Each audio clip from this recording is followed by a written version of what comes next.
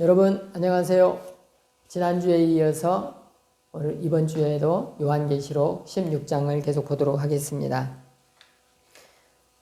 우리가 지난주에도 계속 봤지만은 이 심판은 인간들을 이 땅에서 멸망시키는 게 목적이 아니고 많은 사람들을 회개하고 돌이키고 구원의 자리로 돌아오라고 이 말씀을 주시는 것입니다. 그리고 이 심판들이 이렇게 이어지는 것입니다. 오늘은 마지막 7 재앙이 기록되어 있습니다. 이제 한 말씀 들어가기 전에 첫 번째로 모세 시절의 이야기를 먼저 해보도록 하겠습니다. 예전에 모세가 애굽에서 사람들을 이끌고 광야를 지나서 가나안으로 가게 되는 그런 때가 있었습니다. 그때 많은 사람들이 노예 신분으로 있던 그 땅, 나일강 삼각주, 비옥한 그 땅에서 살 때를 그리워하는 거예요. 자기들이 노예로 있다가 지금 현재 광야에서 있긴 있지만 자유인이거든요. 누구도 구속하지 않고 괴롭히지 않는 그런 좋은 곳에 이제 나중에는 좋은 곳으로 이제 가나안이라는 땅으로 들어가게 될 거거든요. 그런데 이 사람들이 그 종이 되었던 그 땅을 그리워하는 거예요. 그러면서 고기도 없고 맛있는 것도 없고 이런 광야에서 우리를 죽이려고 그러냐 그러면서 모세를 굉장히 괴롭힙니다. 뭐 어떨 때는 돌로 쳐서 죽이려고도 해요. 그러니까 모세가 어떻게 할 줄을 모르는 거죠. 그럴 때 하나님께서 그러시는 거죠. 모세 너한테 거역하는 것이 아니라 이것은 곧 나한테 거역하는 것이다. 그러면서 그들에게 메추라기를 줍니다. 그래서 메추라기를 먹습니다. 그런데 메추라기를 먹고 배부르고 있는 그 시간에 하나님께서 불뱀을 보내시죠. 뱀을 통해서 많은 사람들에게 고통을 주고 죽이기도 하십니다. 깨닫지 못하니까요. 그래서 이제 깨우침을 주시기 위해서 뱀을 보내서 깨우치시려고. 그래서 이제 치료법은 놋뱀을 아주 높이 세워가지고 어느 곳에서라도 이렇게 잘 보일 수 있도록 그렇게 이제 만들어 놨습니다. 많은 사람들이 놋뱀만 보면 저것을 보면 살겠구나. 그래서 보기만 하면 되는 것입니다. 그런데 많은 사람들이 보지를 않아요. 그걸 본 사람들은 살아났음에도 불구하고 우리가 무슨 놋뱀을 본다고 사냐. 의사를 보내라. 약을 줘라. 이러면서 놋뱀을 보지를 않는 거예요. 그래서 수많은 사람이 죽었습니다. 근데 본 사람은 살아났죠. 오늘 본문에 등장하는 이 7가지 재앙 속에서 사람들의 반응이 마치 모세 시대에 있었던 그 사람들의 반응과 비슷합니다. 우리 한 절 한 절 들어가 보도록 하겠습니다. 2절에 보면은 첫 번째 천사가 대접을 땅에 쏟습니다. 땅에 쏟았더니 우상을 숭배하는 자들이 독한 종기가 몸에서 나기 시작합니다. 두 번째는 3절에 나오는데 둘째 천사가 대접을 또 쏟아요. 근데 바다에 있는 게 완전히 다 망가지는 거죠. 그 엄청난 재앙이 일어나고 있습니다. 그 생물들이 죽어요. 바다 생물들이. 그럼 뭐 어족 자원이 죽게 되면 큰일 나는 거죠. 그 다음에 4절에 보면 셋째 천사가 또 땅에다가 대접을 쏟습니다. 그랬더니 이번에는 제가 한번 말씀을 읽어보도록 하겠습니다. 4절에 그 대접을 강과 물 근원에 쏟음에 앞에 절에는 바다에 쏟았어요. 4절에는 육지에다가 쏟은 거예요. 그랬더니 무슨 일이 벌어지냐면은 내가 들으니 물을 차지한 천사가 이르되 전에도 계셨고 지금도 계시고 거룩하신 이여 이렇게 심판하시니 의로우시도다. 이게 오히려 찬양을 하는 거예요. 그 6절에 보면은 그들이 성도들과 선지자들의 피를 흘렸으므로 그들에게 피를 마시게 하는 것이 합당하니이다. 이번에는 육지에 있는 물들이 피로 변해요.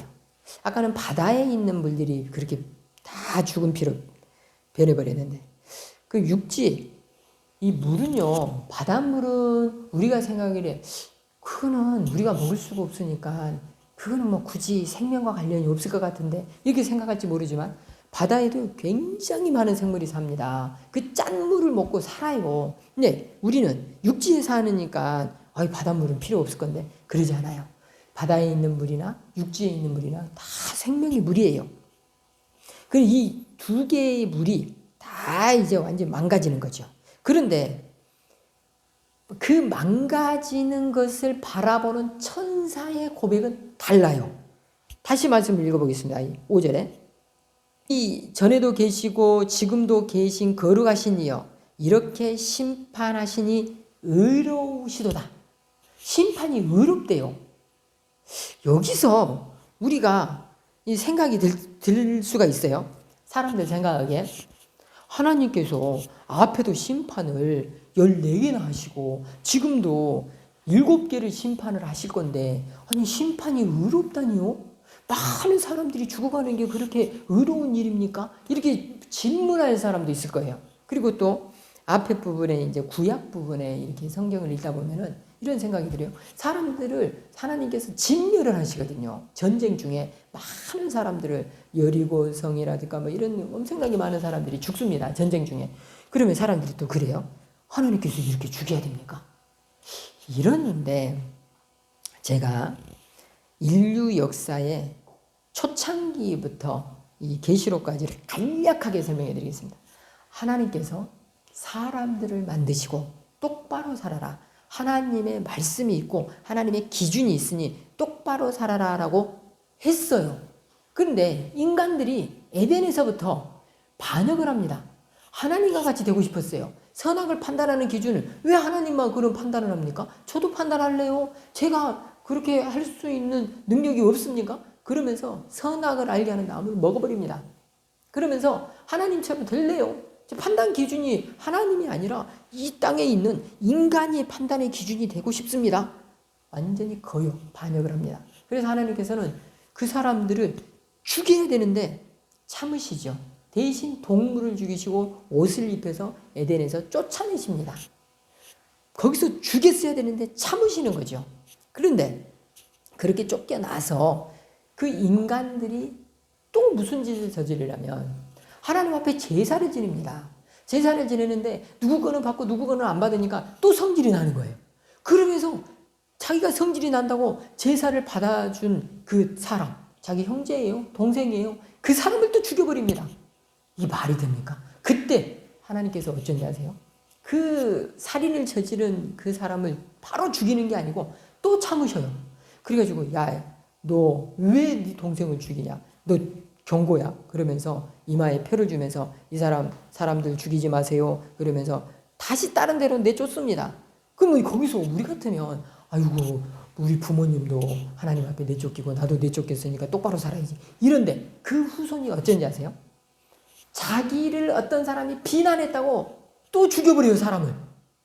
이게 말이 안 되는 거예요. 계속해서 하나님을 거역하고 하나님의 법을 어기고 그러게요.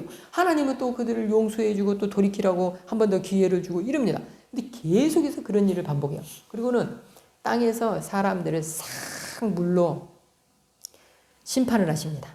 다 죽여버렸죠. 노아 가족만 빼고. 근데 그때도 120년의 시간을 줍니다. 120년 동안 돌이킬 수 있는 기회를 줬어요. 근데 노아로부터 그 소식을 들으면서도 그들은 돌이키질 않아요. 또 그러면 이제 노아가 이제 사람들을 이렇게 낳았어요. 사람들이 이제 번성을 했어요. 그리고 번성을 다 하고 나니까 사람들이 이번에도 우리의 이름을 내자. 땅에 생육하고 충만하라고 했는데 그것이 아니에요. 흩어짐을 면하자. 충만하지 말고 우리 여기서 모여가지고 하나님의 말씀에 거역하고 하나님의 이름에 거역하고 그래갖고 탑을 막 쌓고 그래가지고 하나님만 짱이냐 우리도 짱이다. 또 되들어요. 그래서 또 인류를 또 하나님께서 흐트러지십니다. 이런 일이요. 숱하게 지금까지 요한계시록까지 반복된 게 이 거역의 역사예요. 그러면서 자기들이 거역한 거는 하나도 생각하지 않고 왜 하나님 불공평합니까? 왜 하나님 다 죽입니까? 이렇게 대들어요. 자기들이 지금까지 저지른 죄는 하나도 생각하지 않고 하나님 앞에 거역하고 반역하고 판단의 기준이 하나님이신데 자기 이 땅으로 꽉 내려꽂히게 만들고 그렇게 하찮은 것으로 만들고 하나님의 법을 어기고 지금도 자기들이 판단하는 거예요. 이 세상의 주인이 하나님이시고 하나님께서 선악을 판단하셔야 되는데 지금도 자기가 판단하면서 하나님 아주 나쁘신 분이네요. 이렇게 거역하고 있어요. 그러면서 돌이키지 않아요. 뒤에 또 나옵니다. 그런데 천사들은 그 모든 걸 다 한 거예요. 그 모든 걸 봤어요. 그러니 하나님, 이 못된 인간들 지금이라도 심판하시니까 정말로 의로우십니다. 지금까지 왜 참으셨습니까? 저 같으면 참지 못했을 것인데 하나님은 너무너무 오래 참으셨습니다. 이렇게 고백하는 거예요. 8절로 넘어가 보겠습니다. 네 번째 천사가 나옵니다. 네 번째 천사가 대접을 해에 쏟아요. 이 해가 권세를 받아 불로 사람들을 태워버려요. 엄청나게 많은 사람들이 태양으로 인해서 죽게 되는 것이죠. 제가 언젠가 또 말씀을 드린 적이 있는데, 태양풍이라는 게 그 엄청난 그 태양의 폭발력이죠. 그 폭발을 했는데 지구 쪽으로 그 에너지가 이렇게 발산이 된다면, 다른 쪽으로 발산이 되면 상관이 없지만 지구 쪽으로 그 태양풍이 우리한테 이렇게 와서 영향을 끼친다면 지금도 전파들이 교란이 됩니다. 그리고 미세하게 영향이 와요. 지금도. 그런데 그 어마어마한 그 태양풍이 지금의 몇 배가 돼서 돈다면, 제가 언젠가 말씀드린 적이 있는데 지구가 전자레인지가 돼가지고 생물이란 생물은 다 꼬실려서 태워서 죽는다는 그런 말씀을 드린 적이 있어요. 제가 그 발표한 게 아니고 과학자들이 이미 그런 발표를 다 해놨습니다. 여러분들이 유튜브만 들어가셔도 충분히 다 알 수 있습니다. 태양이 인간들을 어떻게 다 꼬실려 죽입니까? 이렇게 이해가 안 되신 분들, 하나님 분명히 경고하셨어요. 이런 재앙들이 오는데 돌이키지 않으면 싹 죽는다, 이렇게 경고하십니다. 그런데 9절을 보겠습니다. 9절에 이렇습니다. 사람들이 크게 태움에 태워진지라 이 재앙을 행하는 권세를 가지신 하나님의 이름을 비방하며 또 회개하지 아니하고 주께 영광을 돌리지 아니하더라. 이게 인간들이에요. 정말로 지금까지 내려온 이 심판들이 작은 심판들이 아니에요. 하나하나가 너무나 엄중한 심판들인데, 그런 심판들을 본 사람들이 뭐라고 하냐면 하나님을 비방합니다. 하나님 왜 그러십니까? 하나님 못됐습니다. 이렇게 하는 거예요. 여기서 하나님이 원하시는 것은 하나님께 영광을 돌리고 주인됨을 고백하고 예수 그리스도가 우리의 구주시라는 것을 고백해야 되는 것인데, 핵심은 그것인데 인간들은 자꾸 삐딱해요. 자기가 지금 무엇을 해야 되는지 생각하지 않고 오히려 하나님이 잘못됐다고 지금 대드는 거예요. 참 기가 막힌 일이죠. 10절을 또 보겠습니다. 다섯째 천사가 이제 대접을 쏟습니다. 그랬더니 짐승의 왕자에 쏟으니 그 나라가 곧 어두워지며 사람들이 아파서 자기 혀를 깨물고, 너무나 고통스러워서 사람들이 죽겠다고, 나 자살하겠다고, 나 이런 고통 못 당하겠다고. 아니 뭘 자살을 왜 해요? 고통스러우니까 하나님 죄송해요, 제가 예수님을 몰랐습니다, 이렇게 고백하면 되잖아요. 근데 죽겠다고 혀를 깨물어요.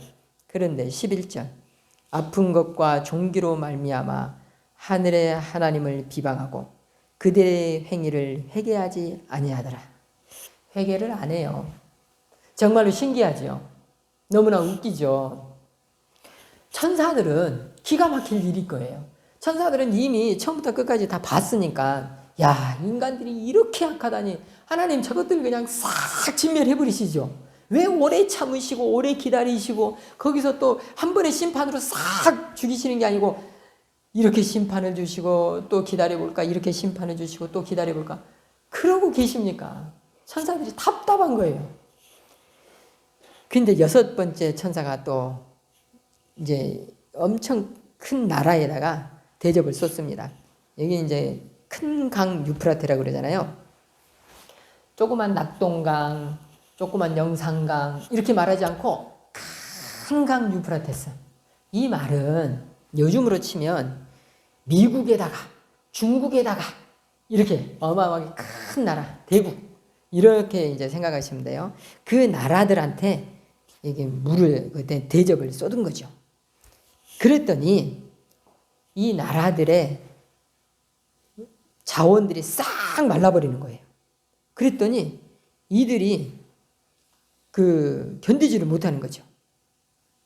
그러면서 여기에서는 13절에 이렇게 이제 표현들을 하는 거죠.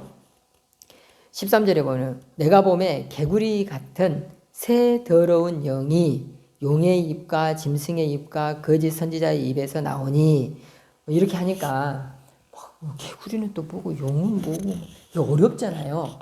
개구리가 좋은 게 아니에요. 부정한 거, 나쁜 거 이렇게 생각하면 돼요.